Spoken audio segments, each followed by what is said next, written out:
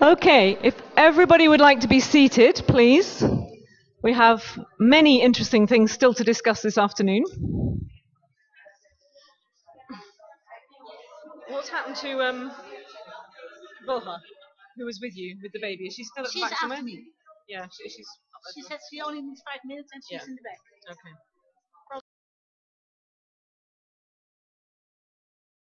Doesn't matter. Fleur. Mag ook hier zitten. We seem to have lost lots of people. We're a lot emptier than we were half an hour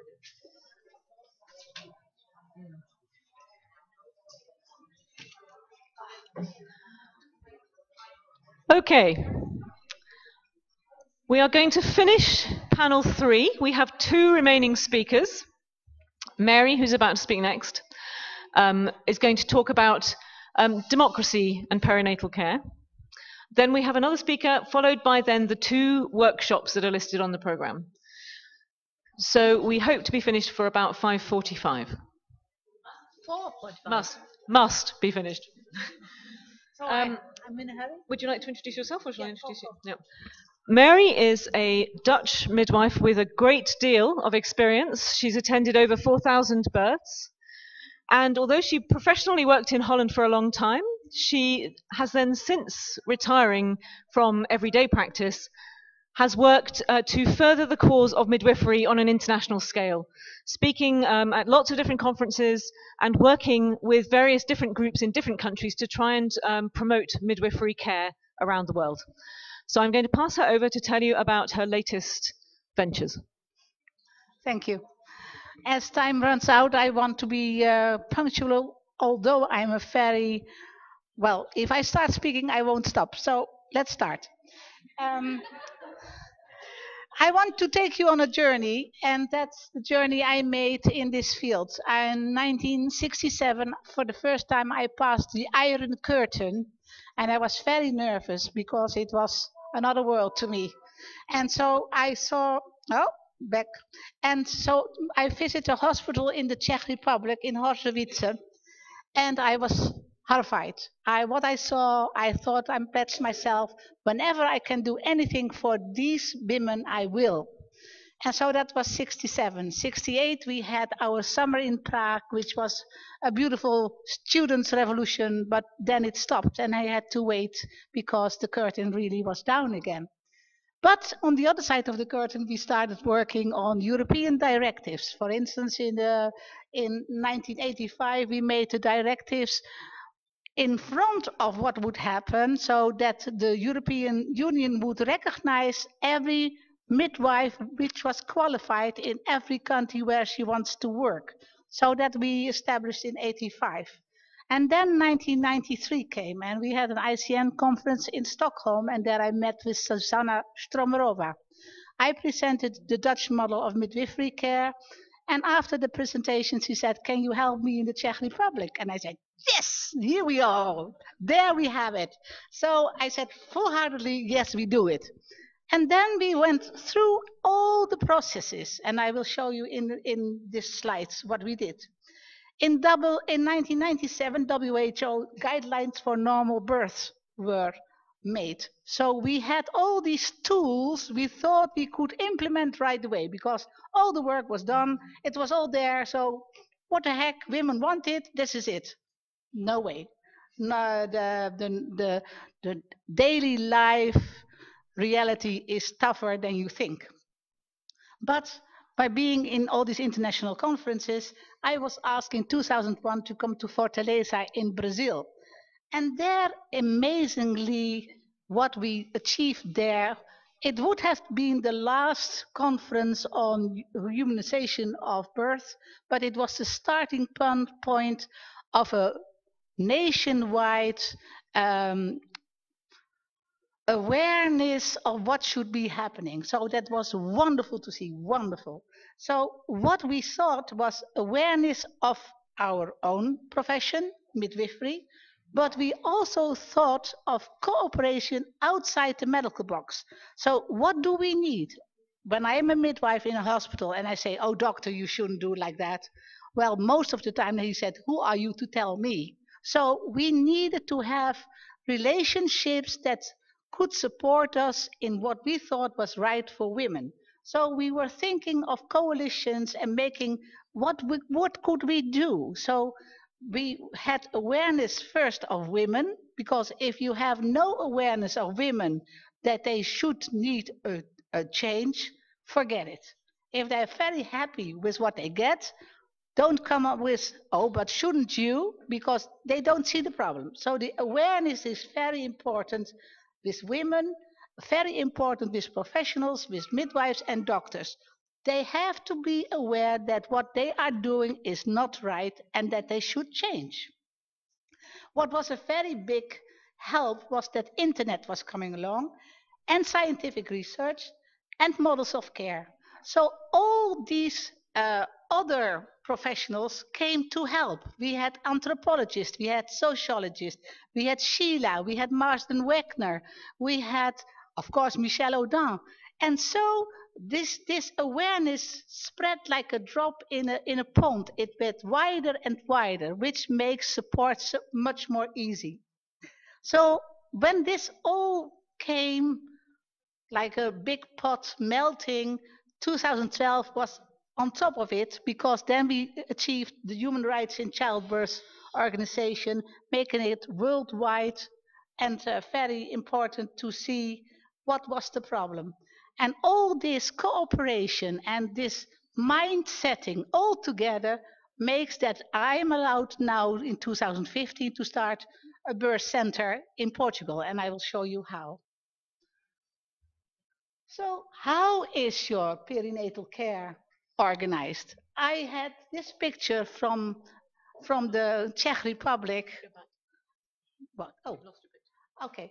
Because that was the ideal at that moment. Everyone the same care in the same moment, all the same, all together, right. So the clock was set, 10 minutes right, 10 minutes left. That's the way you do it. So that was an ideal setting at that time. We don't believe that anymore. So if you want to change, so how much is the democratic input from outside in the institute? Sometimes when I say I want to take a doula with me to a pathological birth in Portugal, then there could be an answer from the doctor that says that's not allowed. And then me, why? Why isn't it allowed? Because it's against the law of the hospital. The law of the hospital. Okay, so we have laws, laws, laws, laws everywhere. So it's always, you're astonished that they come with to not give your rights. They come up with all kinds of things, amazingly. So what's important and what we don't have, for instance, in Portugal now, but you see it started here already, NGOs. When I came 10 years ago in Portugal, we had one small NGO. When I came back 5 years ago in Bulgaria, they had the start of an NGO. And now you see many NGOs, but please work together, because I see so much this is this. Please, come on, you have one goal. Come on, work together for that one goal, which is very important to know that you do it together. So give information wherever you want to go, and where you are, you give information. Even in the shopping mall, when they say, "Oh, who are you?" "Oh, Mirswat." "Oh, what do you do?" "I'm a midwife." "Oh, midwife? Do you know what a midwife is?" And then I explain again. I mean, everywhere you have to make input to have this come over the frontier and say, what do we want? So, informed consent. It's not only yes and informed choice, it's also no. If a mother says no, that has to be respected as well. And mostly we focus on yes, but no is an answer too. That you have to keep in mind. Integrity of the body is so important. You cannot do, I just gave, where is she? A little kiss. I said, "Oh, am I allowed to kiss you?" Because, I mean, every professional should know that You are a professional, which means you're not the mother, not the sister, not the friend. So you need to have your distance in empathy. So you know by looking at the eyes what she wants, but you cannot get close to her. She gets burned or I get burned. So you need the integrity of the bodies to be respected. And then everyone is right entitled to have the chosen company which they want with birth. If it's the family, if it's the neighbor, or if it's no one, but sometimes women say, I want to be left alone, that's her choice. So don't intervene with what she wants. You don't know. You don't know at that moment what she wants because it changes every minute and she's entitled to change all the time. So respect that. And then ethics. Sometimes when I talk with obstetricians, they say, ethics? Ethics? Come on, Mary. I have a business to run. Business to run. So you cut 90% of your women in your private clinic because you have a business to run? Didn't you take the oath of Hippocrates like I did? Do not harm. Ah, I have a house, I have children. Come on. So ethics is really underestimated at the moment. Ethics is put somewhere and no one bothers about, but it's very important to think of ethics. This is very short. Probably, who doesn't know about the models of care? Everyone knows the models of care? Okay, so I can skip that because I'm in a hurry. The very, very important thing of this one is you have the technology, technocratic, the humanistic, and the holistic model. What is the problem with these three models? They have all three scientific evidence. So if you are, as a holistic midwife, comes in and I said, I have evidence that the holistic model is the best model, and then the techno-bureaucratic obstetrician would say, well, I have statistics and evidence that says my model is the best. So that's always very tricky to see what you can implement, yes or no. In here, this is a drawing which started very much in Brazil. This was a Japanese agency that helped to humanize birth in Brazil. We draw this picture and we put it on the wall of all the hospitals. It says a lot because women can see what choices they have. And even if they have no access to language you think you should talk with them, pictures say it all. So she can point out, I want that.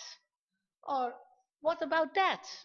So when they pass this wall, they have implement what they want. They think about what their choices are.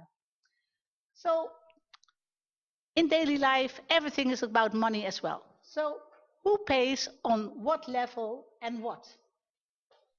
And here in Brazil, they say a normal birth is very important for public health. And that we should state in mind too. Many doctors and midwives think when a birth is done, it's end of story. It's not the end of story, it's the beginning of a story. When I am in the Netherlands for visiting, many times after 40 years, women come up to me when they see me shopping and they say, do you remember what you said when she was born? No clue, but she remembers. She knows this has a very big impact on women's well-being, how we are in birth. So the price women pay for not being respected at birth goes with whole her life and has an impact on the baby and the family. When they 5 minutes. When in Spain the Uparte Nostro, which was an NGO, said to the government, we have to change things in perinatal care. The ministry said, look at our perinatal care. We have the best, as many countries here have the best. So Spain has the best too. And they say we don't need to change because the outcomes are okay. And then they added to the perinatal mortality rate, the percentage of women that did suicide after birth, in the first year after birth, because of the lack, or the how do you say, the depression they went into. Can you imagine what it means to have a depressed mother breastfeeding you, and she doesn't want you because she is so hurt? What that means to a relationship, to the father, to the child? Who is paying that costs to that family, to that society where she's part of? Oh, oh. So, cultural adjustment. I heard about Romi in Hungary. This is the Sofia Feldman Hospital in Brazil. Belo Horizonte, it's, well, one of the states. Look what's here. What is so important? What do you see here? Here you see no Nutrilon blonde baby with a bottle at the wall. No, you see a nice dark woman holding her baby, which makes respect to what she is. The baby is not in a how do you say, in a room apart. She's rooming in, not in a very expensive baby cradle, whatever. No, next to the mother, where she should be. Next to her is her mother, but there is room for more guests to come. So this is this shows what you can do in a low cost circumstances by having respect for everyone. So, meso level, if you don't have risk selection at hospital setting, if everyone is regarded as being pathological and not normal, then you spend a lot of money, of a lot of waste, what is not needed, and what's not good in benefit of the mother, even it is harmful. So if you are in a possibility to talk with directions of hospitals and say, let's see, we have €100. What do we do with this €100? Are we having an employee giving people food at every bed and make all these kinds of problems, or we make a buffet and the women can choose whatever they want to eat, and they feel happy, they talk with the other ones, it's less expensive, and they have a kind of feeling they are at home. So think of it. IVs is not necessary. Surgery not always necessary. Enemas and shaving not necessary. So the money from here you can spend somewhere else. If she can walk, if she can, and she can drink and she can eat, her pH values of the baby will be better than with any IV you put into. So think what you can do with the amount of money you have. And in here, there is democracy. Everyone who's working in a hospital should have access to the money that is in the hospital and where is it spent on. You are also someone of that organization, so get into it and see how you can adjust something. The main last minute, okay. The very important thing which costs nothing and which has such a big impact is the hour after birth. I call it the happy hour. When you don't separate mother and baby, if you have skin to skin, if you have allowed the baby to crawl up to the breast and just have you as professionals shut up, you don't say anything, you don't cut cords, you just leave the mother, the father, and the new baby to get, hey, look, oh, it's my mother-in-law. No, no, it's yours. Or whatever.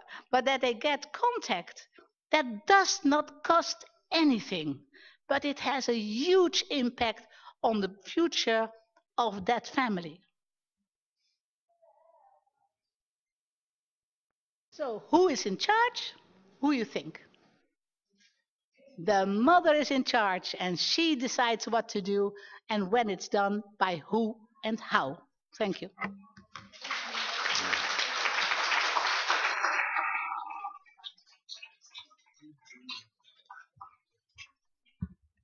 Thank you very much, Mary, for those insights. Okay.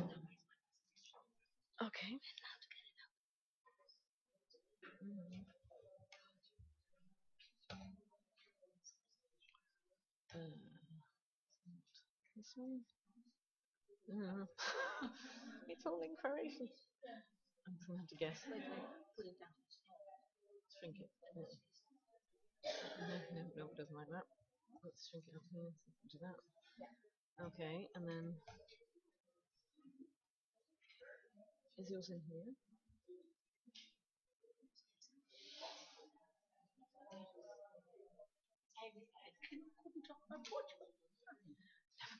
Sorry. Okay, so is that? No, this. There we are. Okay, last but not least on this panel, I would like to introduce Volha Kuzmirska, I hope I've pronounced that okay, from Belarus. She is going to talk to us about the project that she's involved in Belarus, okay, she's going to compare Belarus and Poland in terms of the changes that might be possible in Belarus. Okay? I'm just a midwife, but today I would like to be a voice of Belarusian women. So when I finished college and started first serious job as a midwife, I didn't feel satisfied with the quality of service the hospital was providing for the women that were about to give birth. I was young and humble midwife, and I couldn't say nothing. I could only obey what various doctors say. It was usually against my best knowledge about physiology, natural birth, and human feelings. All women in one room during the labor, without intimacy, without food and water, without anyone close, just because only in few big hospitals in Belarus a woman can have birth with a partner, but to make it even more difficult only when they pay for it. Without love and positive atmosphere, without right to choose a position to give birth, and even without possibility to struggle for their rights.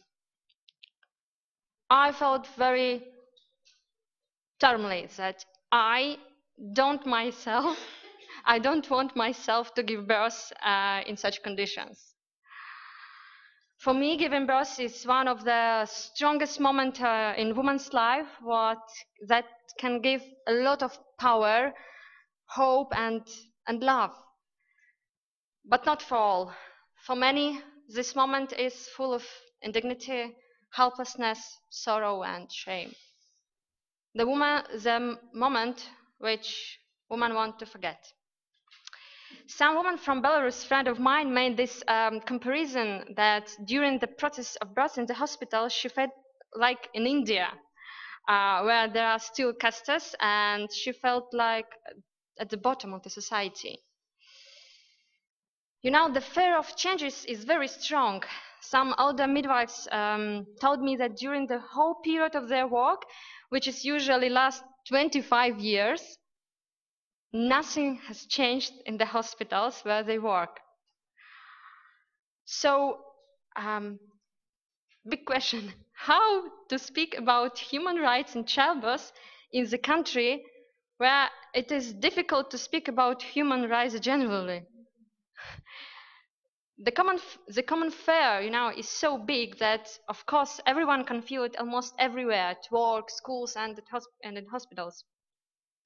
Some of you probably hear Michel Adams telling about birth rituals, that in some primal tribes where people need to be aggressive to give life or to accept hardship, there are often rituals with newborns. Rituals are very aggressive. For example, the separation with the mothers during the first hours of life. But here we speak about Belarus, developed society living in 21st century. I believe that the quality of giving birth and conditions for newborn baby make difference for all society. Women and children need to be as comfortable as possible during the birth and right after. It would increase the standard of life and happiness in the world long term. One more about my country. If you ask people on the streets or speak with medical personnel, doctors, they'll most likely say that everything is okay in our system of childbirth. Most people will tell about newly built beautiful hospitals, quite good statistics. Now I show you. Good statistics. But it seems to be that the most important are statistics, often even more important than actual humans. If you would ask a regional Belarusian woman how they feel after giving birth, are they satisfied like a woman and mothers? Are they positive in thinking about the next childbirth? I did, and this is what they say to me. It's a lot of words, but just my favorite. Okay, favorite. The prison for women. That's how I remember that place. So the first step for all changes is to acknowledge the problem. Our birth activists also notice that we need more doctors and midwives that understand the importance of natural birth. Now we need to educate parents and diffuse the idea of natural birth and try to spread knowledge about its benefits and about disadvantages of medical interventions. But usually, after the best prenatal education, when parents end up in the hospital, their wishes are ignored and the general conditions are against them. So one possible alternative is to have a normal birth, or for example, to have a VBAC. It's a very dangerous word in our country. It's home birth, which is most cases must be an assisted option, because there are only few midwives in the whole country that would assist a home birth, illegal of course. Next possible steps, it's a birth partner, right for free opportunity for every woman in every hospital, general appropriate information about childbirth available everywhere, and organization to unite all birth activities. But what can we do with the political climate of fear and national character of Belarusians to never protest and to accept hardship? A lot of people would say that those factors are impossible to change in my countrymen. But I'm personally very inspired with the example of neighboring Poland, where during the last 20 years of active work, the Childbirth with Dignity Foundation, it's a non-governmental and non-profit organization, changed the system and humans' awareness is in very positive way. In 2011, the Polish Health Ministry presented a new modern standards in maternal care during childbirth, which has been gradually introduced in every hospital. Now common awareness and self-respect are so high that you can be sure you will have what you wish during your birth. I would like to show you one example of their campaign from April 2005. It was a long time ago. Maybe you know about it. I think you know this. Yeah? So we know when it comes to childbirth, women's rights are often ignored, and there's powerful posters set out to change that. You have a right to decide, you have a right to ask, and you have a right to act. I'm sure that it's a very good example for us how to act and to make changes possible. Now I still have a postcards from this campaign, and it's very powerful. Thank you. Thank you very much.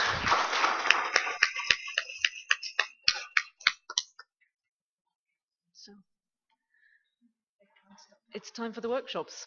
I don't quite know. I don't know anything about the workshops. Do we have 2 minutes to see if there's any questions at the end of Yeah, maybe we can see if there are any questions now. Unfortunately, because of how the room is designed, we can't do the workshops separate, so we will do them as presentations. So maybe we can have a few questions now, and then we can start with the next presentation. So does anybody have any questions for anybody on panel 3, not just for the people who are still sitting at the front? Would you like to just stand up a little, or yeah, thank you. Who is your question for? Okay. What happened to the microphone? Ah, yes, yeah.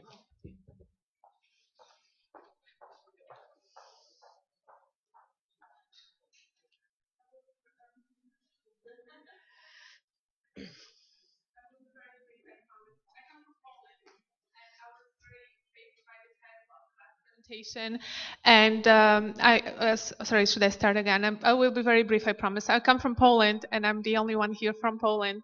And I was very intrigued by the title of the last presentation, and I was very looking forward to see what great example Poland is in terms of. And as much as I love the Childbirth with Dignity Foundation, and I cooperate with them very closely, they couldn't be here. And I am also their ears and mouth. And I have to say something that, of course, this is a good example of how campaign raising awareness can bring about change. And the standards that were developed in Poland were done together with the civil society, with activists, and women's voices were heard.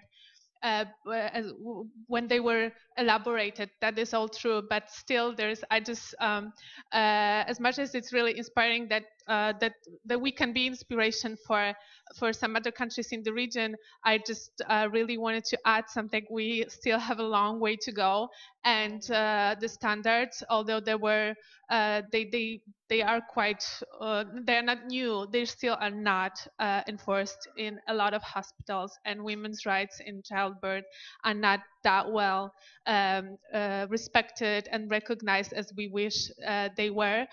Just wanted to add to that. I know that there is no time to develop on that. If anybody is interested, I can just talk to you, not just take the floor anymore, but just wanted to see that although there is a success and significant one, and the Childbirth with Dignity, they're doing amazing work, it's still a long way to go in order for women to have their reproductive rights in the whole variety respected. Thank you.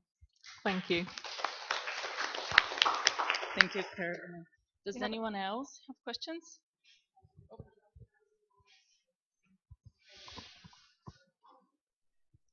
Can you hear me? Does anyone else have questions? Just look around. Okay.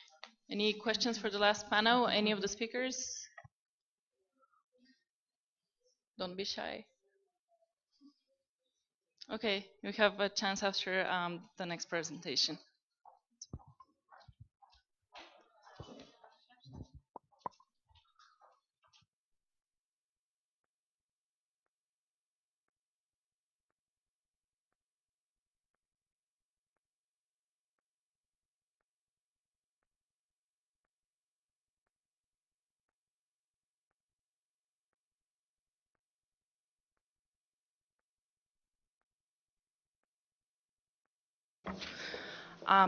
So it's my pleasure to present to you Nick Thorpe, who is a journalist with the BBC, and he's also an activist, and he's in his role today as an activist, but he will talk about both roles to get together. Nick has vast experience with activism in Eastern Europe, and especially in Hungary, with home birth and the case of Agnes Gerard.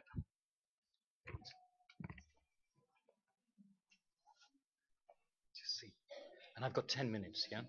Right. Hi, everyone. I haven't got a presentation to give, but I do have 10 minutes. But it would be nice at the end of the 10 minutes if we could have a bit of a discussion, or if there are questions. There are a lot of different speakers today have raised really important questions of campaigning. And I'd like to rattle through some of the campaign we went through in Hungary, especially in the 1990s and 2000s, mostly related to home birth, but also to trying to improve or active birth care in Hungary. Also, I've drawn up a list, a kind of brainstorm of some of the lessons that we learned in terms of communicating with the media. As Eleanor said, I sometimes, as a journalist, it's quite hard to kind of wear two hats at the same time. What I mean by that is that all 5 of my sons, all 5 boys, were born with Agnes Gerib in Budapest at home. The first, Sam, was born in January 1993. He was about the 25th birth at which Agnes had assisted at home, and my 5th and final son, Jack, was born in December 2003, so 11 years later, and he was about the 2500th birth that Agnes attended at home. So we kind of went through quite a span of, and during that time, I got active with Agnes and with the group of midwives and doulas working with her, and a group of parents working with her to try to communicate the same message that you're trying in your own countries to put across today. The early 1990s in Hungary, as in many countries in Eastern Europe, were a time of great hope. Everything seemed possible, and momentarily the repressive forms of an authoritarian state were not present. So it was possible for Agnes to leave the clinic at Szeged and to start to attend home births, first of friends of hers, and then making a service available to women that could contact her. And for a long time, things went well. In 1992, she and the Birth House Association, Oltenatal, then the association she set up, were actually voted 30 million Hungarian forints, perhaps by today's standards about 200,000 euros, by the Hungarian parliament, in a motion supported by all sides of the parliament, so of Christian Democrats, socialists and liberals, all together, for the idea of an independent birth house, an independent birth center. What then happened, that the building was bought. If that had gone ahead then, I think we'd be a lot further forward in Hungary than we actually are now. The building was bought, they started giving birth classes there, 1 or 2 babies were even born there, but then the counterattack of the obstetricians began to try to prevent that money ever being paid out, because the actual building was bought on the basis of a loan, and they did manage to prevent.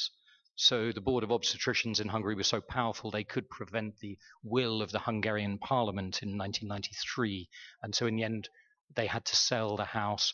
Agnes didn't mind so much, she just carried on attending births, but it was a big blow, and in a way the counterattack of the profession, of her own profession against her, unable to tolerate a kind of dissident figure, has carried on, to this day.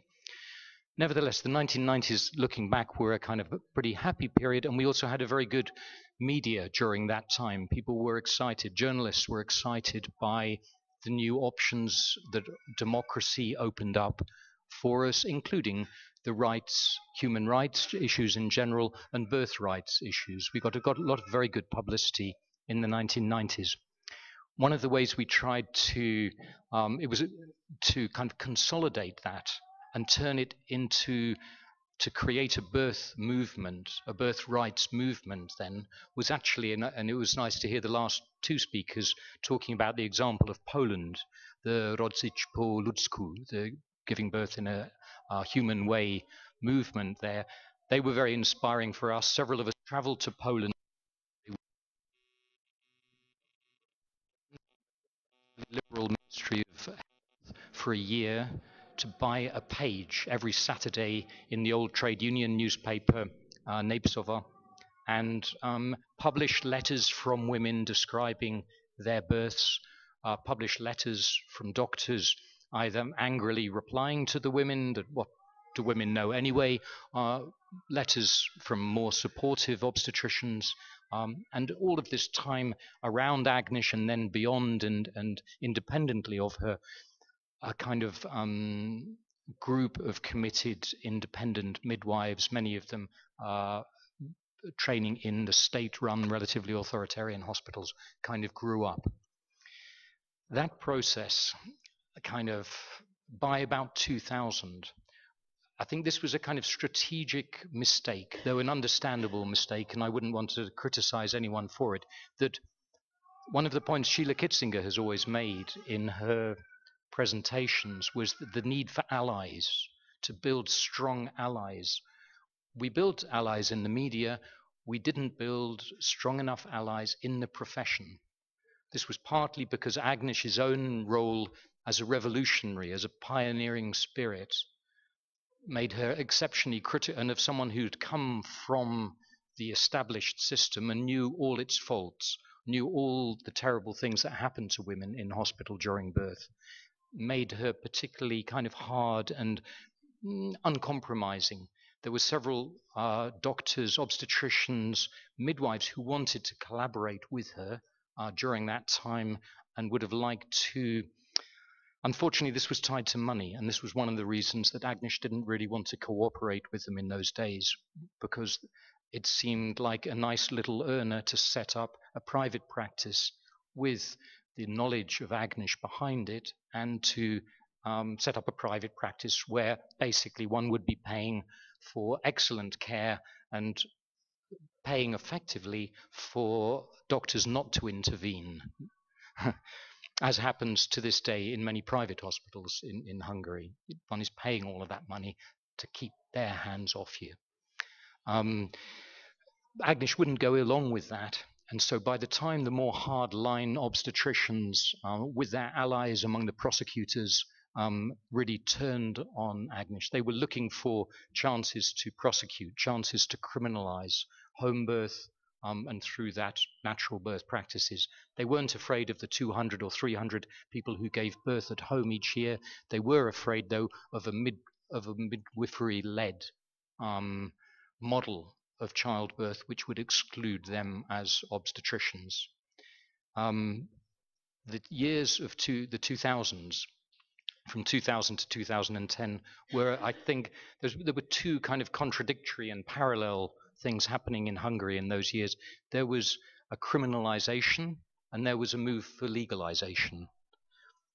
Agnes and many of the independent midwives, there weren't so many, the independent midwives were worried by their own profession being legalized, because they were afraid that it would limit their freedom to choose to use their own clinical judgment as midwives who to help at birth. They were afraid of limiting legislation which would say no home births for women for the first birth of a woman, no home births at all over the age of 35, no home births after a previous cesarean, no twin births, which again is a controversial thing within midwifery, whether one can have home births with twins. Agnes has, in a limited number of cases, attended several, including those of her own daughter, Dorka. So all of those processes were happening through the 2000s.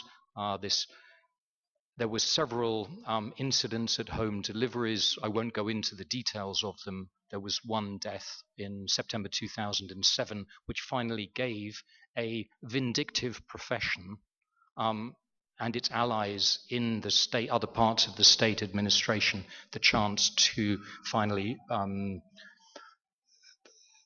There was an attempt really to, first of all, to ban Agnes from practicing, and then to get her put in prison, which finally they succeeded in doing in 2010. But of course, parallel to that, there was the Ternovsky case. Parallel to that, we managed to, through the campaign, through relatively good media, through contacts in politics, We never managed to get a women's group in the Hungarian parliament organized because of the polarized situation in the Hungarian parliament. But there were a number of well-meaning ministers of health, MPs, deputies, people in the state apparatus who were willing to collaborate over drawing up of the legislation. We've heard other speakers explain much better than I could the legislation that was passed. Finally, in Agnes's, one of the things we've done in more recent years has been to lobby behind the scenes. Probably the biggest achievement in a sense in her defense was to get the President of the Republic, János Áder, even though he wouldn't give a pardon for the 2-year sentence that Agnes received, he did make a statement which is up. You can still see it. It's worth looking at on the Hungarian president's website, keh.hu, in which he attempts the moral rehabilitation not only of her but of more gentle birth practices. And the intention of Áder and of the president's office was to help the ongoing trials so that no judge or no prosecution witness could anymore dismiss home birth rights as the acts of crazy women. So that statement is still up and is being used by Agnes's defense lawyers to this day, but the cases, as we've heard, against her carry on. In terms of what of the lessons one could learn from working with the media, how to communicate this with the media, and as I say, I'm in a strange position of being on both sides in this.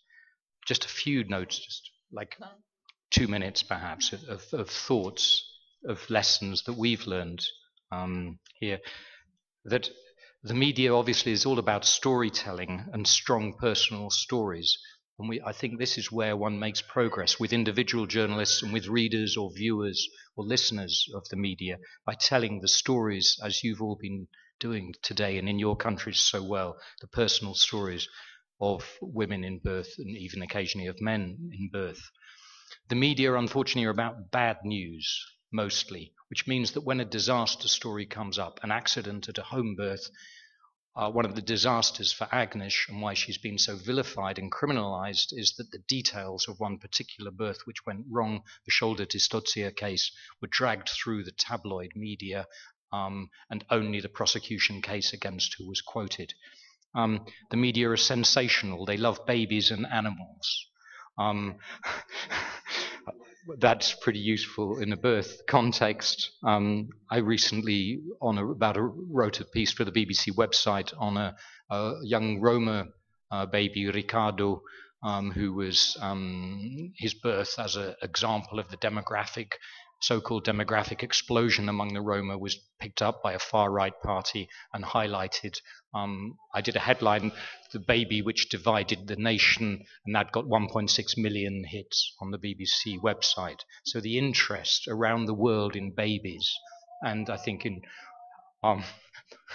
these issues, is just waiting to be tapped if we can find ways of communicating our messages with the media.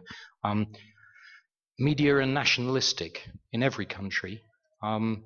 So when male obstetricians in one country argue that women don't know how to give birth, and that's why we have such high caesarean rates, I think as an activist, as a movement, as movements, it's very important that we point to countries, for example, in Scandinavia, where women do seem to still know how to give birth without caesareans, and are Hungarian women or Slovak or Croatian women so less capable than Scandinavian women that they, these are messages that I think we should play the nationalism of the people we're dealing with. I think another very important aspect of communicating with the media is, while this conference is about human rights, and I fully 200% accept the human rights message and the whole human rights aspect of this, to say in Eastern Europe to this day in 2015 that this is all about the human rights of the mother, where if we only say that, a lot of conservative, a lot of Catholic, a lot of, and perhaps this is a lesson for Turkey as well, a lot of religious women and religious families are not really excited by human rights, shall we say, but they are excited by issues like the family, by issues like the demographic situation in their countries. And I think it's important when one's speaking to a journalist, giving an interview as an activist to a journalist, to know when one is speaking, to attune our message to those journalists and to that audience, to what they believe in. And so if it's quite clear, if one looks around at the home birth movement in Hungary, it's not particularly unusual that we have 5 children. Everyone with home births on the whole in Hungary or in other countries tends to have more children. So it's a very positive message. It would help the demographic situation if women are giving birth happily. And of course, that's not just related to home birth, but to if women are happy about their experience, if couples are happy about that experience of birth, it's good for families and it's good for demography. And that's a very strong message for our conservative viewers and listeners. One needs to identify the reporters who are sympathetic nationally, regionally, locally, internationally, perhaps just 2 final thoughts. One is, we've heard a lot about statistics today, and it was especially nice to hear my fellow Nick, my namesake here, talking about more recent research in terms of the statistics. One of the most successful things we did with the Merze, with the Give Birth in a Dignified campaign in Hungary in the late 90s, was to go to the Central Statistical Office and ask for data on how many babies are born in Hungary on what day of the week. And lo and behold, no babies are born on national holidays. A lot of babies are born Thursday evening, Friday morning. And it was one of the most political questions I've ever asked in my life. What day of the week are babies born on? And I think we can work on that very well. And it's a very simple one, but that everyone can understand in each country. And the final point I'd make is about an audit. We heard from Slovakia about how the worries about what the result is going to be of the latest survey because it's been steered from the top. In Britain, there is an independent audit of maternity services. Every hospital has to put onto its website, I believe, its rates of episiotomies, its rates of caesareans, its rates of intervention, so women can make a more informed choice about they're not going to go to a hospital which has very high episiotomies if they don't want that. If they don't want epidurals, they can choose. That's one of the aspects that they can choose. There has never been an independent audit of maternity services, to my knowledge, an independent audit in any country in Eastern Europe, certainly not in Hungary. It would be the most important thing.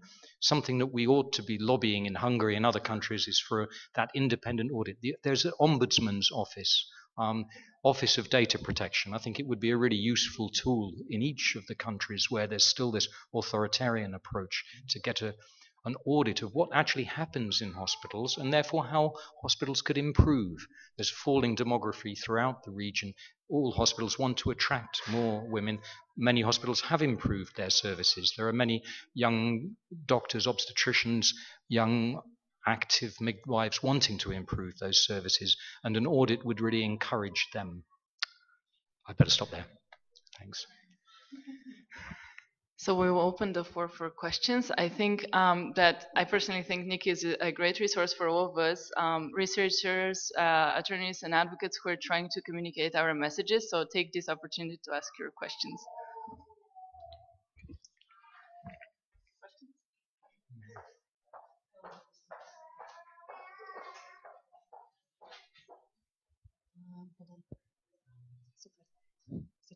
Can you hear me? Wonderful. What we have an issue with in Croatia is sensibilizing, I guess would be the word, journalists to speak out about women's rights in maternity, women's rights in maternity care. What we usually find is they want blood and they want guts. So they want, a baby's dying, they want women doing something. And when you're talking about rights, it's very difficult to get them to help them realize that it's, an issue. What can we do to help to try and educate them? What would be helpful? What do you think has worked in Hungary? The symbolic actions were the best. I think it was Katharina here who, with the rose today, the symbolic actions the media love.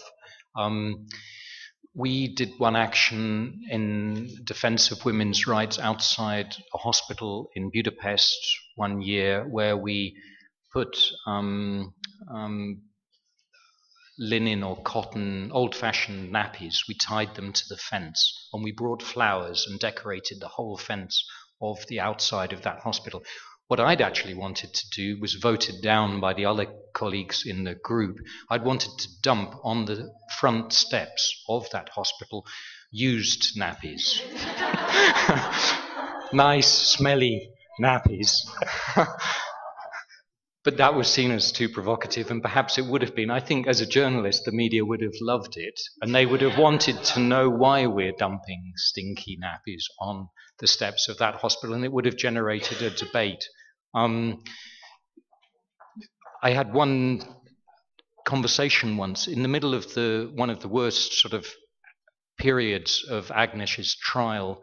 I went in to complain to the evening news editor of one of the main commercial channels that on the day before the judges were considering what verdict to bring against Agnes, or what verdict at all to bring, they published a completely horrible 2 or 3 minute news item just citing the prosecution case. She broke the neck of the baby, all the kind of rubbish that some of the prosecution side had been saying, which has since actually been overturned by another prosecutor in order to allow her trial to restart, though it will last forever now. And I went to the editor of the evening program. He gave me 2 or 3 hours. We sat and talked for 2 or 3 hours. And what I said at the beginning of the conversation, we're not asking for positive treatment of our cause, we're asking for fair treatment. And he said to me, here at this television station, and it's the most watched evening television news in Hungary, we don't deal with news, we deal with heroes and villains. Agnes Gerep is seen as a public enemy number 1 at this moment. She's seen as a villain. You're not expecting me to turn her into a hero, are you? I said, no, we just want fair treatment. We talked for 2 hours, and then as we were walking down the steps at the end, I said, actually, Choba, why not? Could you be brave enough to be the only media in Hungary that would portray her as a hero? Because that's what, we think she is, and that's what there's a lot of evidence to suggest. And of course he hasn't, but we still can. Okay, I have one question here, and then we can.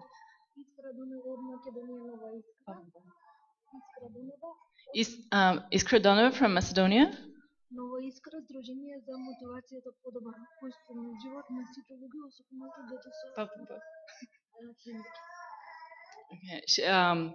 Okay, I'm translating from Macedonia. So Iskra is from an organization for handicapped persons.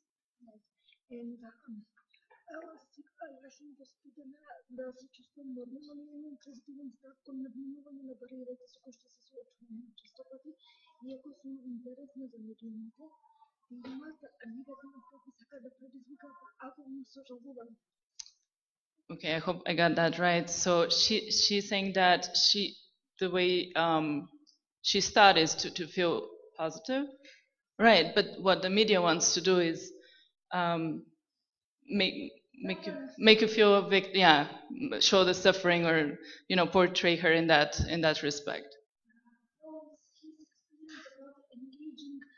The caring people to do something. Yes, I think that is the best way to speak.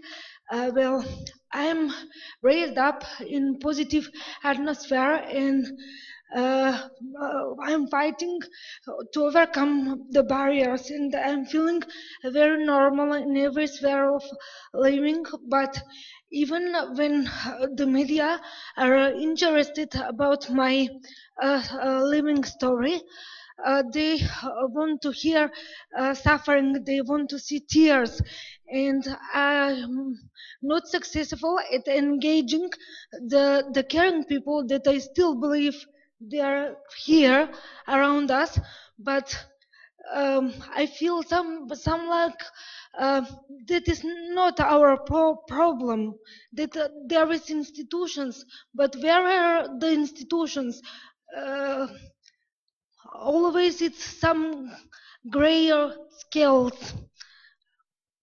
What's your experience about it, and what's the rights of the women with disability in the world to have a child, to have a sexual or reproductive rights? Okay. Thank you. Mm. As you say, it's the media are looking for those kind of suffering stories, and I can understand that they look for those stories of suffering. But I think they are looking also for. We are also looking for kind of stories of endurance. I mean, there is a difference here between a relatively liberal West European or Western media who are interested in human rights issues and rights of handicapped people to enjoy a normal life and enjoy their rights. And so I think perhaps in Western Europe there's more attention. I'm sure there is more attention to to that story, that aspect of the story, and that aspect of the positive story. I mean, it's a sad thing, as I said at the beginning, that media do focus so much on wars and conflict and on bus accidents. And often at the end of the news program, of the evening news, there's a kind of positive story of someone who's done something or someone who's survived. But it is a really difficult one, and I think it really just shows what you're saying does show how much journalists need to be educated and persuaded and to have things explained to them, and also to reach their editors, because often journalists are sent out on a story with a preconception, and it's very difficult to change that preconception. So it's important to kind of initiate stories with the media, not so that they're just reacting to things, but so that an individual person's rights and struggles can attract the attention of one media, and then other media would like to follow. But I do see the problem, and it is a big issue, especially here in Eastern Europe, to portray the everyday fights of people. Yeah. So thank you for the question. Are there any more questions? Hello, Miglan Daucheva from Bulgaria. We were very successful working with media to promote our campaigns, especially our WAST campaign was huge success with over 30 publications in national and regional media. What we kind of didn't expect was the reaction of medical professionals to this publication and to the topic of violence towards women in childbirth. There were many negative discussions and negative comments and accusations on the side of the medical professionals, saying that these things didn't really happen, that if they did, these were a very small percentage, that this is not the general situation in hospitals, that speaking like this or we were not making publications. We were just portraying the statements of the women that endured violence.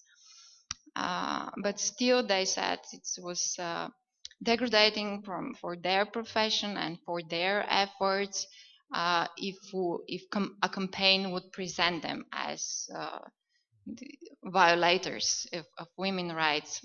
And this, of course, we don't want to have this kind of fight, although we already have it.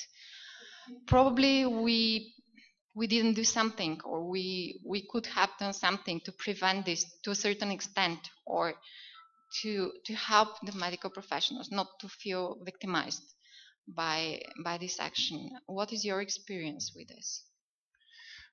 Yeah, no, it's very similar to our experience in Hungary, because in some ways, with our give birth in a dignified way, modeled on the Polish Rodzić po ludzku campaign, quite possibly we were getting positive media. A lot of the letters written by women were very critical of individual doctors, of hospitals, and quite possibly we stirred up a hornet's nest, and we may have provoked some of the reaction, which the attempts to criminalize actually what we were trying to do, or what Agnes and the other midwives and doulas were trying to do. So I think what was missing in Hungary, and still is missing there, and I think just from listening to some of the presentations, I think what you're all trying to do is to build not just a movement, but what it would need is a kind of something on the model of, to give two British models, the National Childbirth Trust in Britain, which was founded in 1956, I think, as a parents' movement, but working closely with midwives, obstetricians, the Royal College of Midwives, and campaigning from a parent's point of view for change. There's something also in Britain, the AIMS, the Association for Improvements in Maternity Services, because I think it's very important to include, not to exclude, the professions. It's important to build those bridges, to establish those allies, as Sheila Kitzinger always said, and not to be exclusive, not to be too proud of what we're doing, but to keep all those avenues of communication open with the professions. But it's very hard because the professionals, the obstetricians, the experts, and in Eastern Europe, the cult of the expert is still very strong, and the cult of the consumer is very weak. And so one needs to somehow balance our standing up for individual rights, and women's rights especially, and birth rights, with in a non-exclusive way to bring in positive examples of what's going well in hospitals. Of if there's a hospital, when we were doing our, around about 2010, there was still a hospital in Budapest, the Tétényi, where the caesarean rate was still only around 20%, relative in a country which already then had a 28% caesarean rate. So more could have been done in our campaign then to interview and talk to doctors there. How were they succeeding in having a relatively low caesarean rate? All these things, but it's very, very complex how to have a parental, how to have an activist campaign and work together with the midwives and with obstetricians that are open to collaboration and cooperation. It was particularly unfortunate in Hungary that the board of obstetricians consisted of 15 or 18 men who felt threatened by what we were doing. So there's no easy answer, but it's very important. Thank you. I would like to thank Nick, and I'm sure you have many other questions, but we only have limited time left with the interpreters, and it's important that everybody can hear the next two presentations as well. So I would like to invite Ivana Zanze from RODA and Erika Schmidt from Birth House Association to talk about another very important topic. This is how to secure funding for your work, and I'm sure you would like to hear that. At the beginning, I would like to apologize to all of you English speakers, but because my presentation will be in Croatian, Croats are already at home. Um, uh, because it is easier to me, it is the best for you and for translators, and you will have a chance to get familiar with our translators, and they're really the best. So please, may I ask you to put your headphones? What is the channel? Koji kanal? Second channel.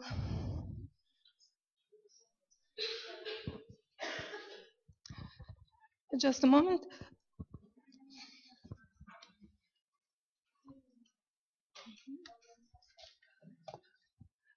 Na početku, dok tražim prezentaciju, zadat ću vam jednu malu vježbu.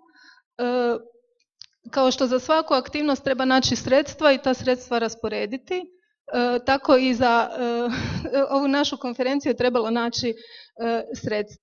Sorry, for this conference of ours, we were supposed to find funds. Just give me a minute to see how.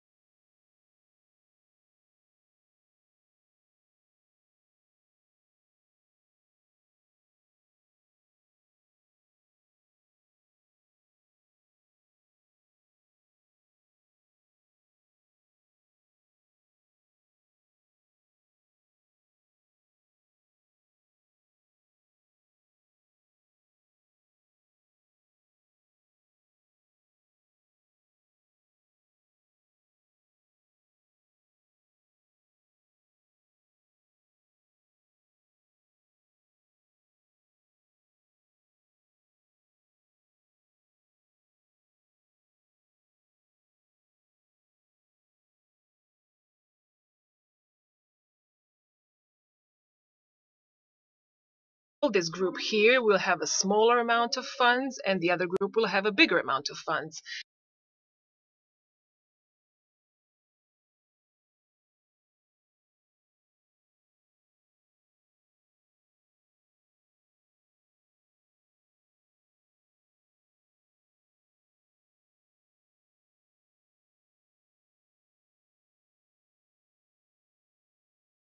In addition to the interpreters and to the presenters.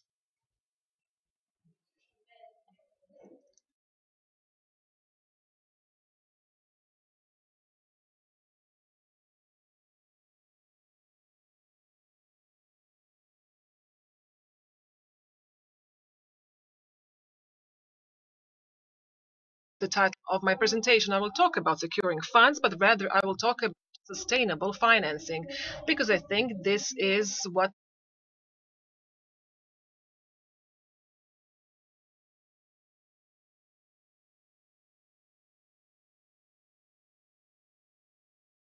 we have a very clear vision and mission, which is to make parents responsible for their own children and to parents as an important political topic and give to the parenthood this important political weight. We are active all over Croatia owing to our engagement online, so we communicate on a daily basis with all of our members through the internet.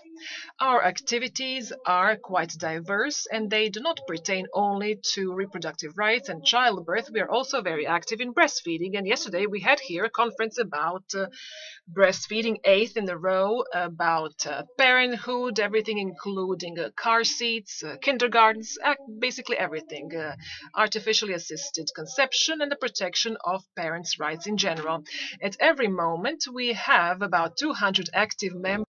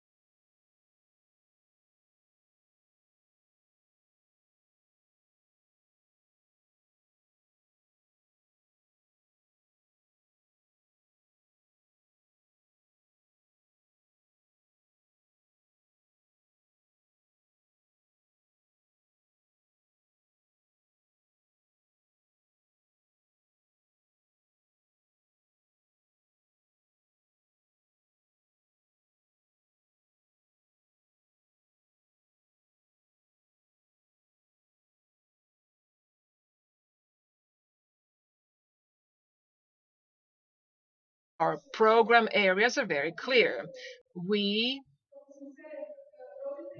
As we are all parents, mothers, and fathers, we resolve problems that we have encountered. And for each of those activities, we know exactly what we want to achieve.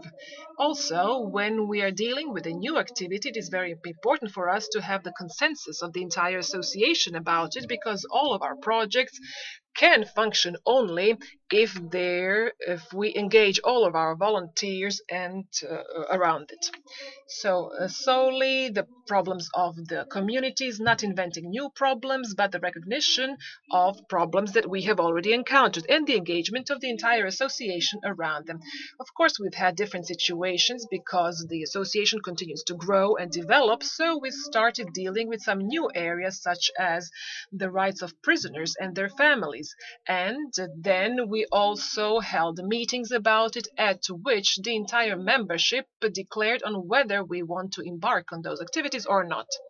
The problems which we all have, and you also who are present here, as we've heard today, when we want to resolve some of our problems, we see that they have not even been recognized yet in the society. So the society does not recognize women's human rights as equally valid human rights, and especially it doesn't recognize the rights of women in childbirth as reproductive rights. So what we do with childbirth, what we have been doing for the last 12 years, and only now we are seeing the results because we are only now managing to put this topic on the agenda. This is especially hard in Croatia because Croatia is a traditional country, quite religious country, where one has to break this religious myth of a woman in childbirth having to suffer.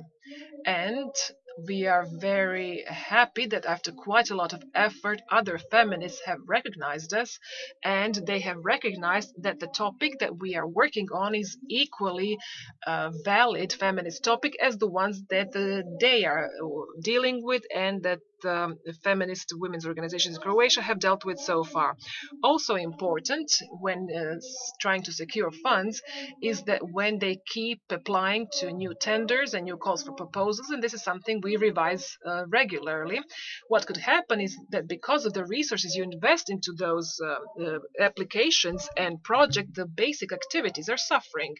And when you see that you are applying for increasing funds, you have to be aware of this. The last thing I put on this slide is something that perhaps you've heard of, doing bad by doing good, where they talk about the NGOs and the practice of helping with humanitarian activities and actions in the world. We are trying not to get trapped by this, even though we very frequently ask us from the maternity hospitals, from the ministry to organize humanitarian actions. We always refuse to do this because, first of all, we are an activist or association, and secondly, because we think that the issue here is the wrong distribution of the funds and the resources, because the resources are here, but the problem is that they are being spent in the wrong places. They are being spent on the expensive procedures instead of being spent on natural and physiological procedures. When you're baking this cake that Danielle asked me to bake, the first thing you want to know is what the shape is. So you yourself determine what the shape of the cake will be. For us, our code of ethics is what is most important to us. As we have heard today, when we require doctors to respect ethics, we as activists also insist on civil society organizations having to adhere to strict ethical principles.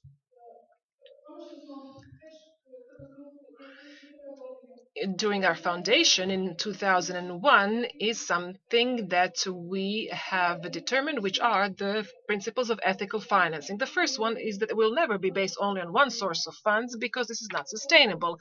Once this source dries out, your activity will be in jeopardy. And also, if the source is dominant, you are probably dependent or in a dependent position in relation to it. So then we decided to have 30% of the funds from different sorts of tenders and calls for proposals, 30% of self-financing, and some other funds that we obtain from the citizens. The picture today is a bit different.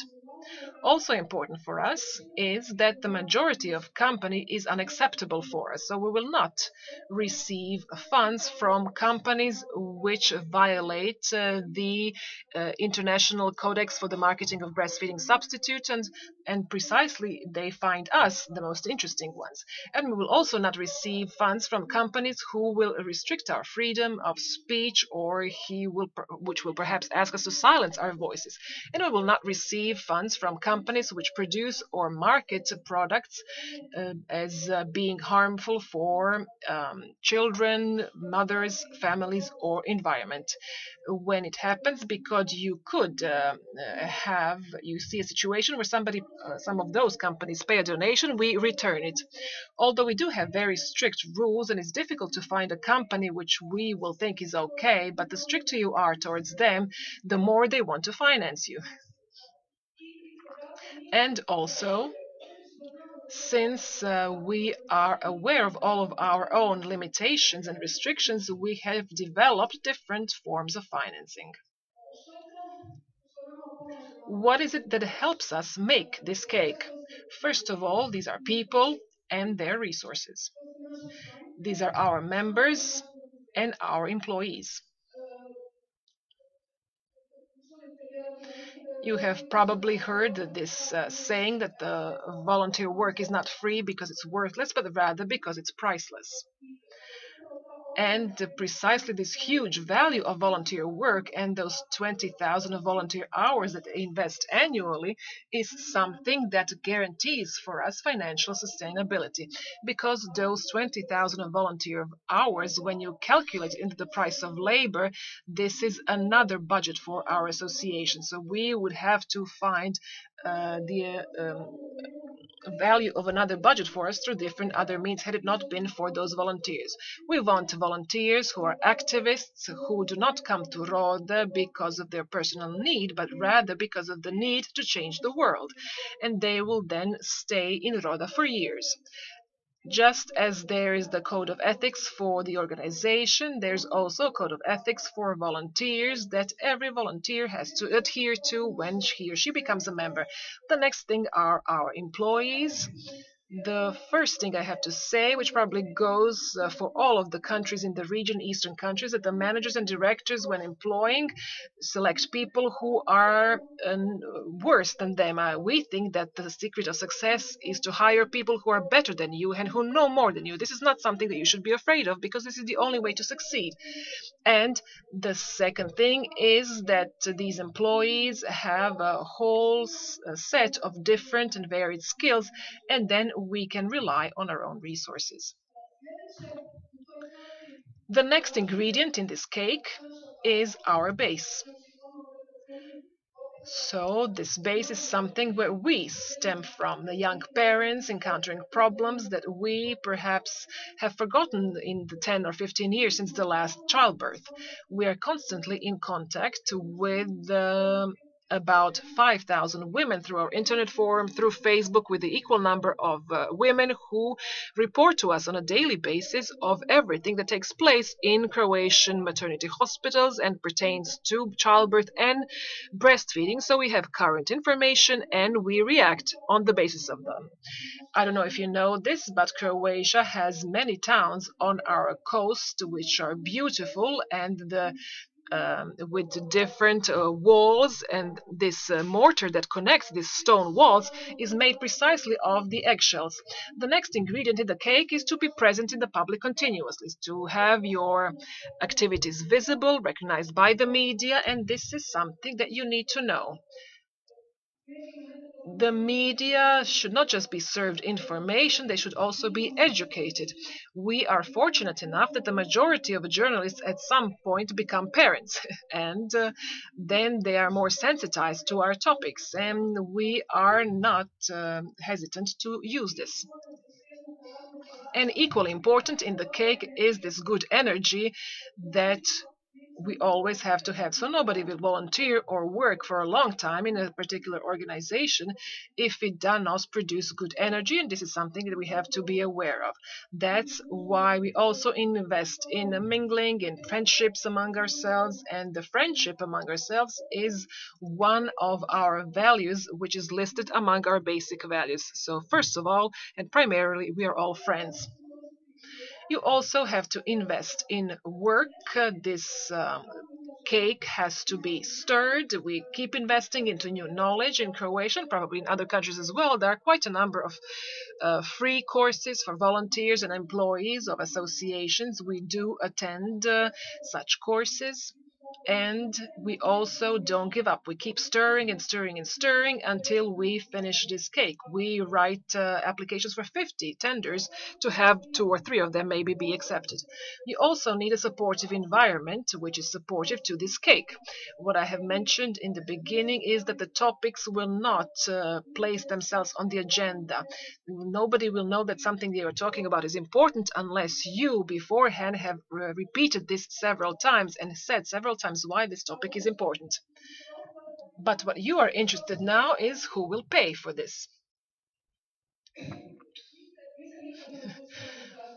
We never hesitate to ask for things free of charge. The first thing we ask from everyone, and we did the same with you, is what it is that you can provide for free of charge. And this is how we implement our activities.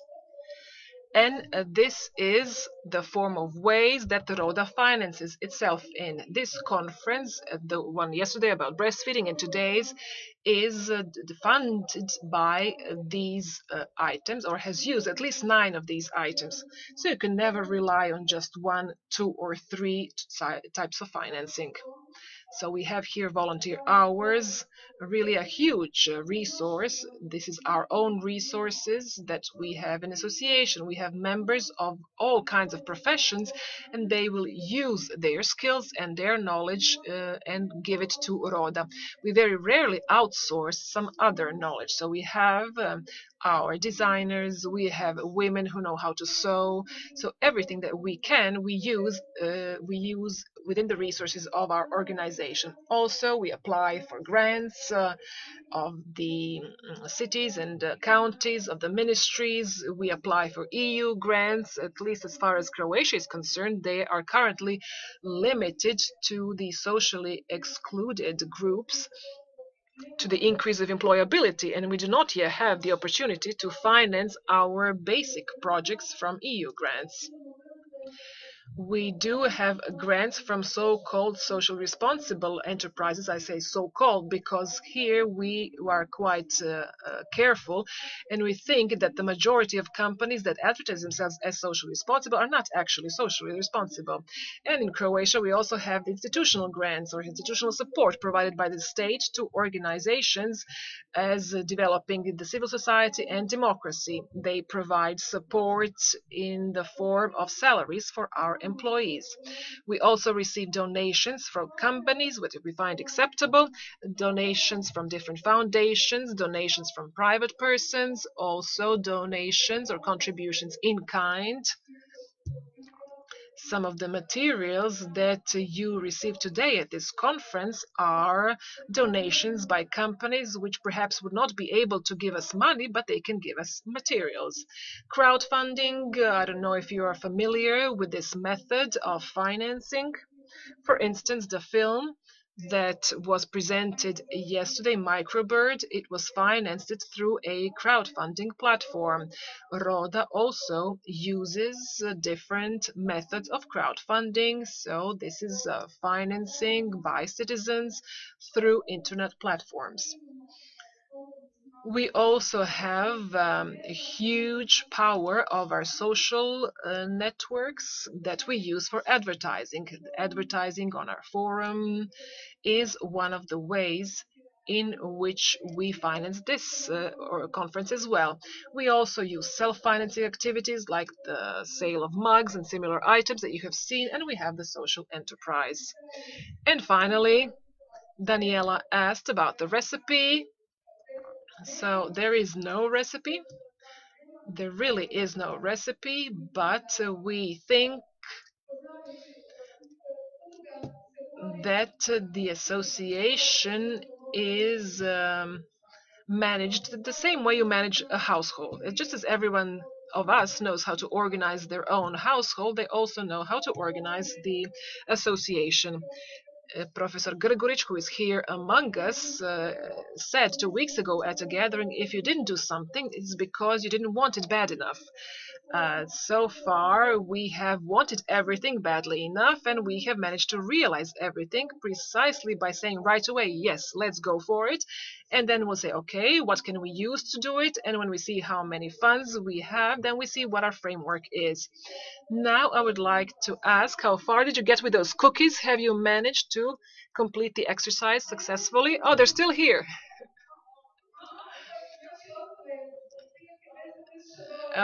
We have about $10,000 left from this conference.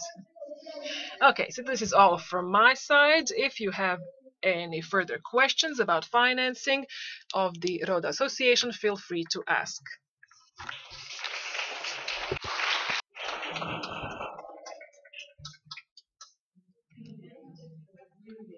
Yes. I have a question. I do have a question, Daniela. My question is that I'm sure that you also had ups and downs in the history of Rhoda. So could you tell us a story of a down moment? That how did you get through it? Mm-hmm. You know, when you saw that okay, there is no way to follow. Mm-hmm. You know, we have no money at all, so where to go now? But you'd be surprised, but we never had such experiences.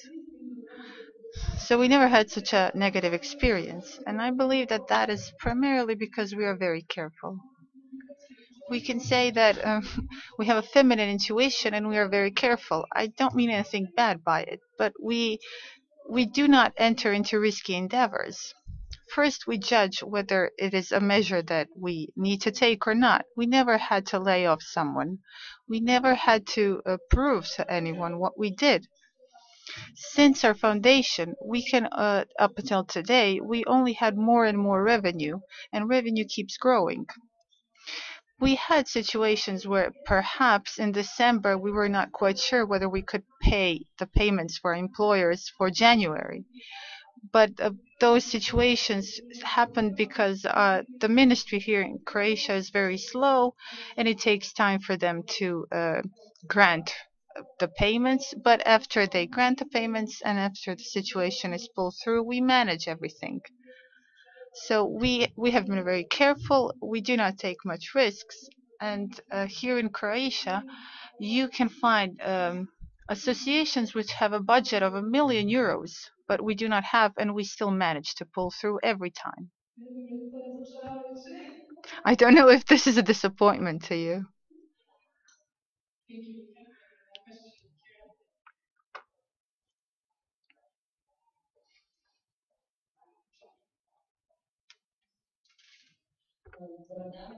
Hello, my name is Anita Budak. I'm a doula from Croatia.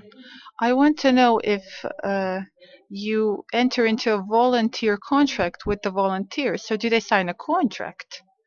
And is this something that hinders your relationships because there is a new proper manner in order to sign a volunteer contract? And there is also additional payments. No, we do not enter into a contract with our volunteers.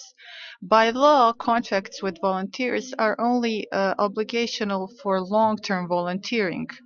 But short-term volunteering does not require legal contracts.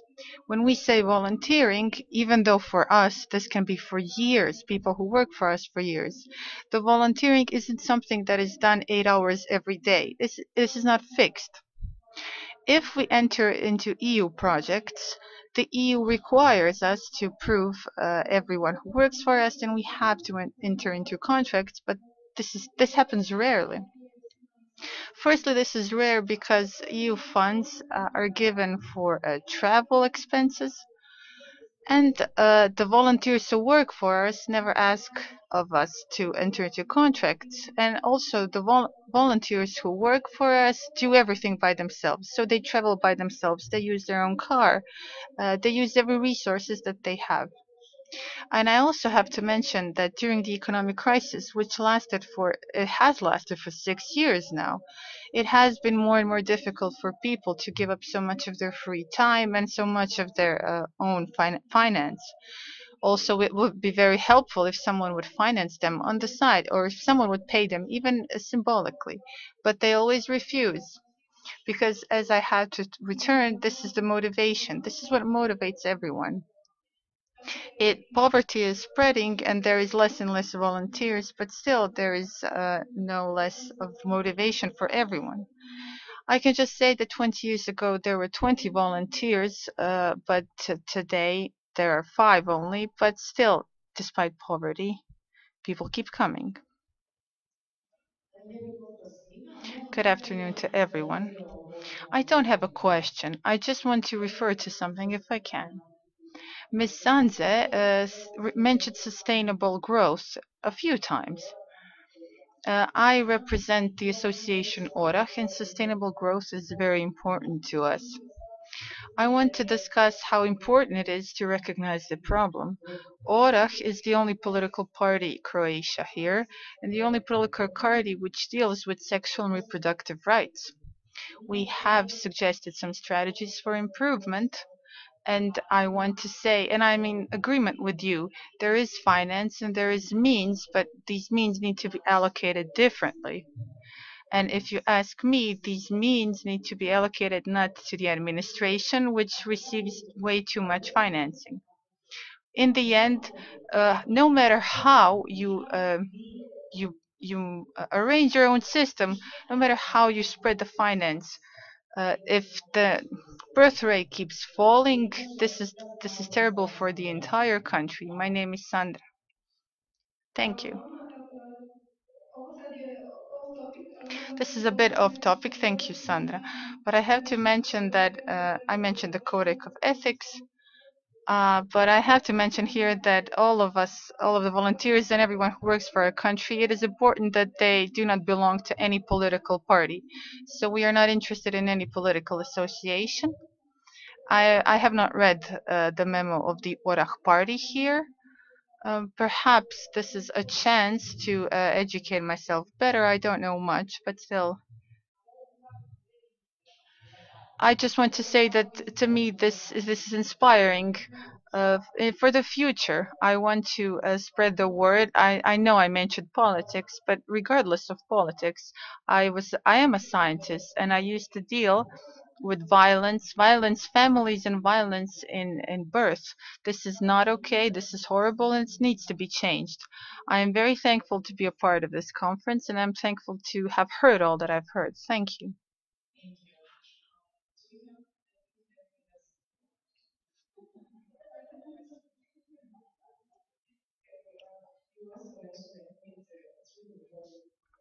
Of us.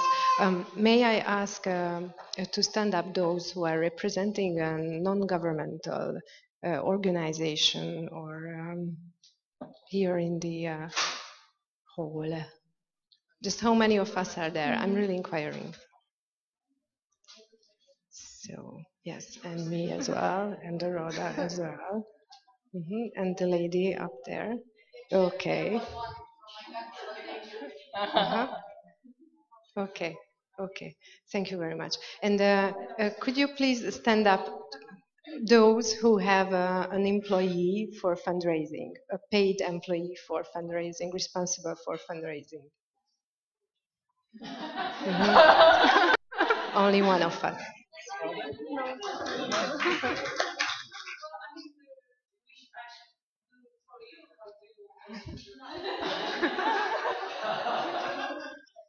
So does Rhoda have a paid employee who is responsible solely for organizing fundraising?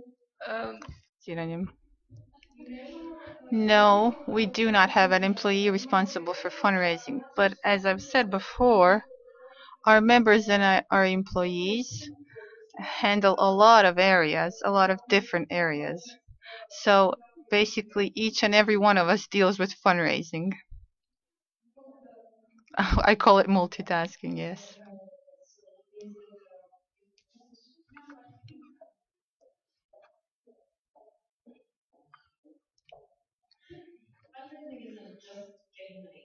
Is also asking for discounts. And that's very important. Like when we had lunch here today, I called the hotel and said, look, this is how much money I have. Can you make us lunch? And they said, well, we can't give you bottled water. I said, well, I think we can live with water from the tap. So it's just, there's different ways of doing it, and it's not just, getting a lot of money to make something. And oftentimes when you ask people for goods or services and you say, this is my budget, can you help me? More often than not, knowing that you're going to pay on time, and especially NGOs in Croatia have a reputation for paying on time, they're going to help you out. Thank you. I think and then you'll have a chance to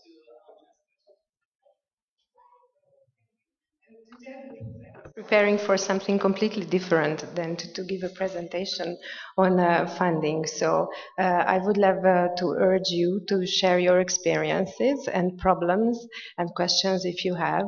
And just to start somewhere, I would like to ask again the representatives of the NGO stand up for a moment, please. Yes, okay, thank you. No, please stay stood up those who have core funding. So not project-based funding, but funds for operational costs.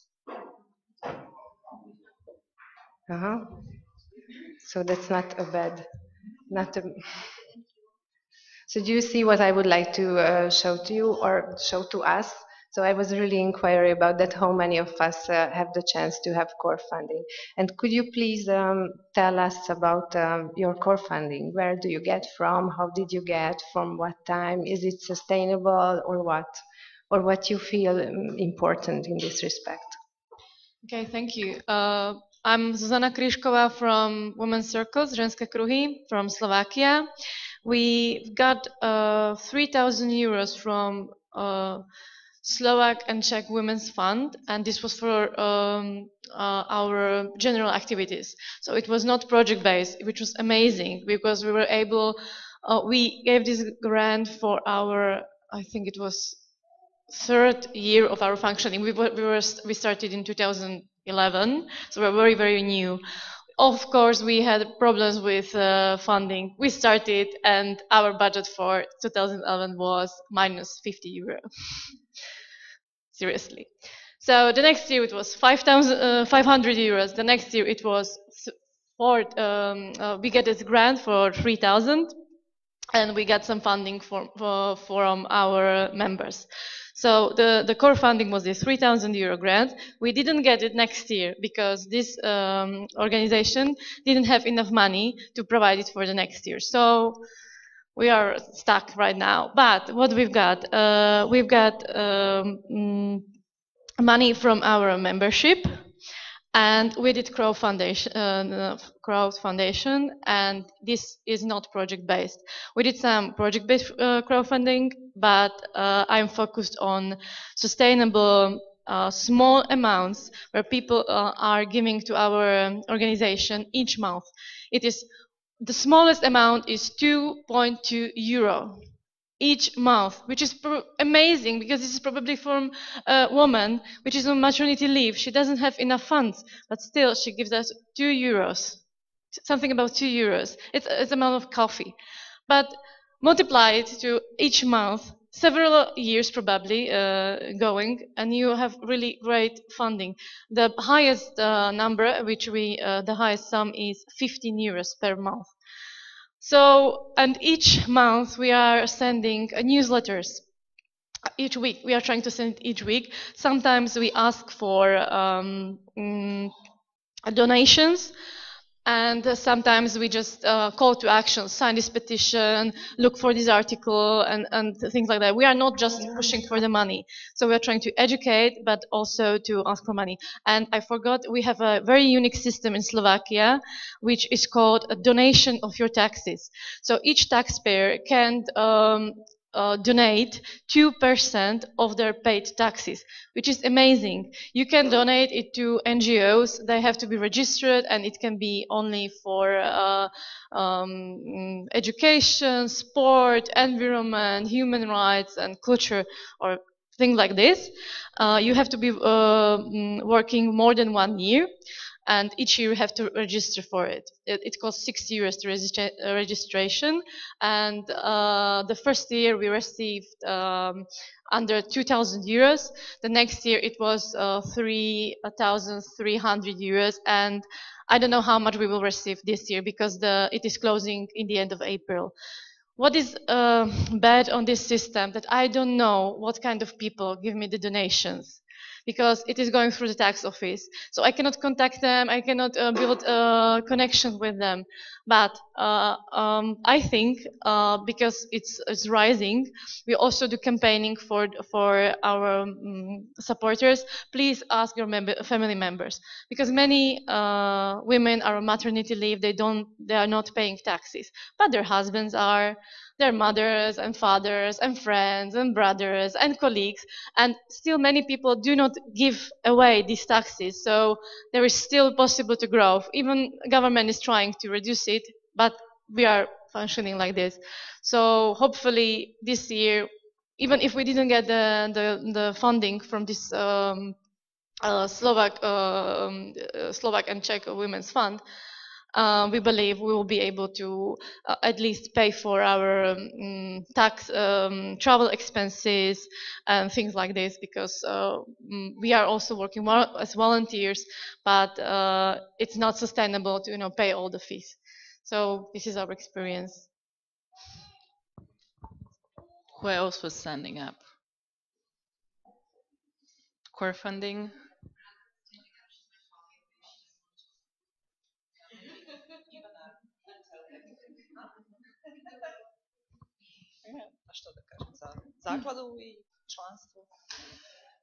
Okay, so our core funding in Roda comes from, as in your organizations, in your organization comes from membership.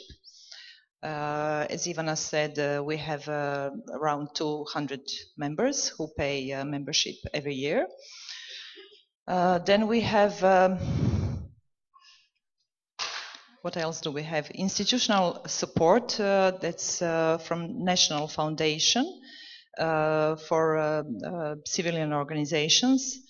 And this is the second time that we got the one, and it's a certain amount of money. How much is it for this year? Around 40,000 euros for this year, and we will get it in the next 2 years as well. Yeah. And how else do we get money for our core projects, programs? Donations, of course. Yeah, basically that's all. If I may ask a question, could you, any of you, explore more on how you built your membership base? I think that's going to be very valuable for people who are just starting out.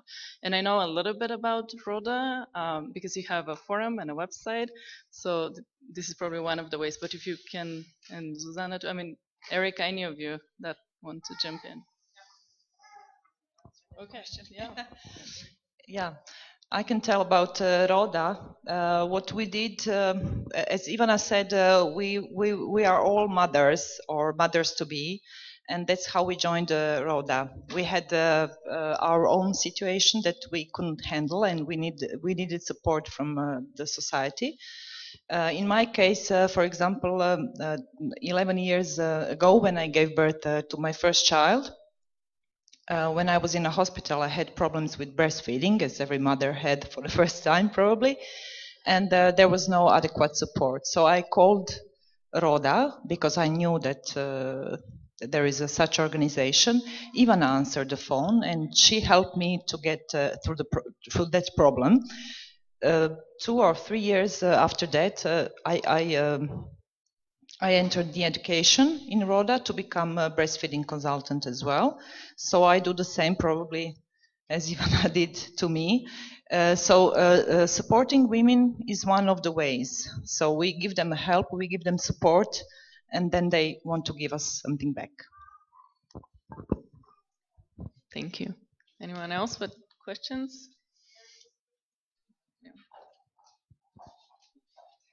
I'm in a bit of a unique situation because you can tell by my accent. I'm an expat, so I wasn't born in Croatia. I've only been living here for the last 12 years. I also don't live in Zagreb, which is where most of our membership is. I live on the coast. So for me, number one, I was an expat who was a parent, and I needed a network. So we have a lot of mums who are diplomats, who are in diplomatic families, who are just, or just women in general looking for a network. So for me, becoming a parent, it was, finding a network, finding, a group of women that understood, just, having coffee. I mean, Alisa is sitting over there, and I'm sure she has something very interesting to say. She's from Dubrovnik, which is even further than I am. And they have coffee on a regular basis. So there's like a cafe in Dubrovnik where they sit and they have coffee. And, other mothers join them eventually. Someone has a friend who has a friend, and then she comes. I think your coffees are very interesting. You could say something about that. Yeah, you.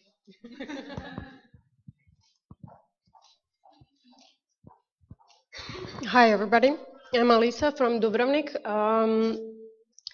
Okay, so in Dubrovnik, yeah, it was a couple of us activist moms that joined together, entered Roda, but as well as Branka, first because of the help that I received from Roda.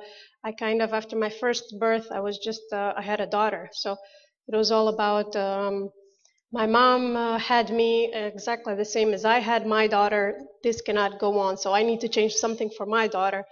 And as well, other women's similar to that. It's only 11 of us of Roda in Dubrovnik, but very often we just kind of meet like friends, not like Roda activists for coffee. We just meet for coffee. We have a bunch of kids around running, and we are just talking about normal stuff. And then in the middle of sentences, we do like, "Oh, did you hear what happened in the hospital? We need to make something, we need to do something about it." And then we just kind of flip to that, and we are really, really current on the media, local media. So every once in a while we hear somebody calls us up. They're like, "We want to join." "Oh, just come for our coffee." There is like one pedestrian street, so the kids can run around. We almost don't have to watch for them as much. So they just come for a coffee. They just come and we just talk. And after some time, they just become more active. Then after some time, somebody becomes less active. Somebody new becomes more. So we kind of change from that. But yeah, we're just kind of a nation that likes to drink coffee. And, and we kind of use that on our advantage. So that's about Dubrovnik coffee. Did I miss something on? But yeah, that's usually how we get most of our volunteers. So during the coffee, and most of our actions are thought on the coffee. Last year, I decided to do one meeting, like the first on January something, 15th. I did an official meeting, and we were in a hall, like in a room where I usually work, my daytime job, not in Roda, and that meeting was not as successful as our meetings during in a cafe bar.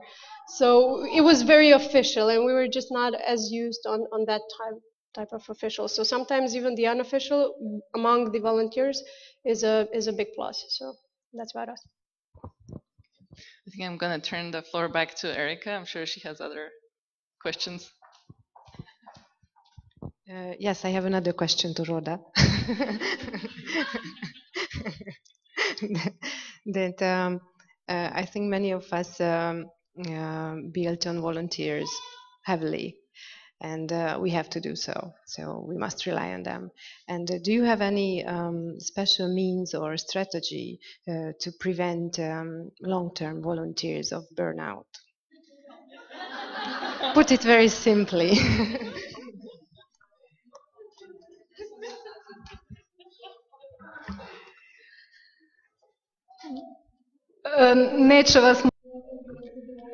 My response will not satisfy you. I'm sure we have no strategy. We used to do a few workshops where they taught us on volunteer management, but much of what we were taught we forgot soon afterwards, because the way we function proved to be successful. So our intuitive way of managing the organization is something that proved successful. We were never formally educated how to run an organization, but our intuition proved right.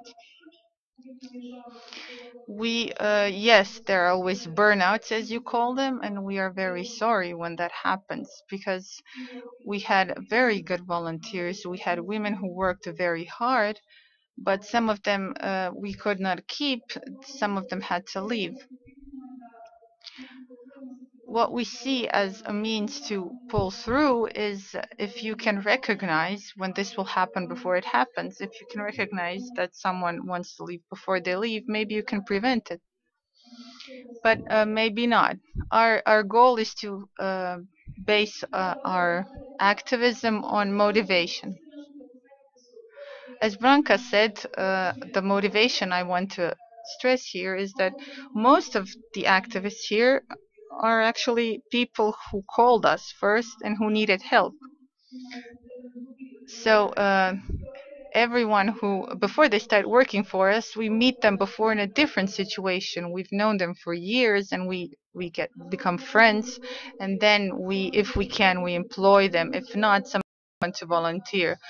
We cannot employ everyone we meet and everyone we would like to. We meet a lot of women. It would be a dream job to employ everyone, but we can't.